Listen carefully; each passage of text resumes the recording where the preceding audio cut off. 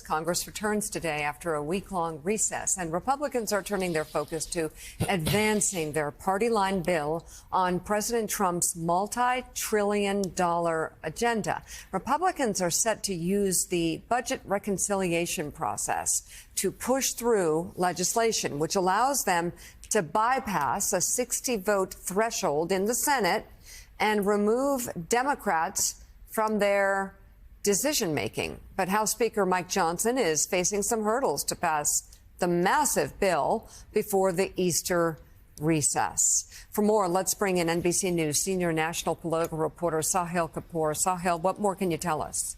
Hey, Mika. Well, Congress is back today and enters a critical 3-week stretch for President Trump's multi-trillion-dollar agenda of tax cuts and new spending for mass deportations, which, as you just mentioned, Republicans intend to pass along party lines. House Speaker Mike Johnson has indicated he wants to get this huge bill done by Easter.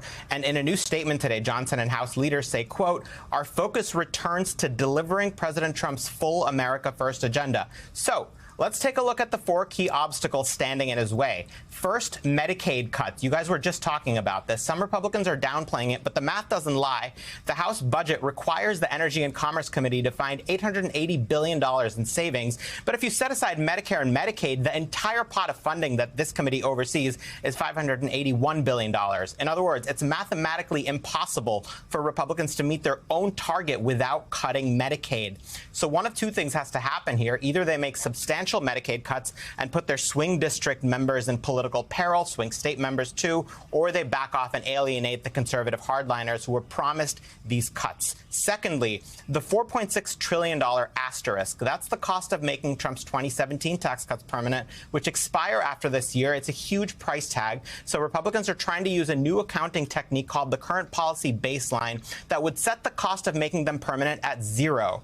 Now, Democrats are prepared to fight this with a Senate parliamentarian, but nobody knows what the ruling will be, and it will shape whether Republicans can pursue Trump's other plans like ending taxes on tips and overtime pay. Third, House and Senate Republicans are divided on what this bill should look like. They have passed conflicting budgets, but Trump said he prefers the House version, and Johnson today calls on the Senate to pass the House budget. But senators are not convinced. They doubt Johnson can get the votes in his thin majority, and even if he does, some Senate Republicans tell me they plan to pass their own bill and then negotiate it out with the House. Fourth and finally, raising the debt limit. At some point this year, Congress is going to have to act or risk a default on U.S. debt that could be economically catastrophic. House Republicans are targeting a $4 trillion debt limit hike in this bill, but can they get the votes? Hardliners say they want steep spending cuts, so they won't support it, and those savings are already proving to be difficult to find. One way or the other, whatever happens, the outcome of this project carries huge consequences for Trump, for congressional Republicans,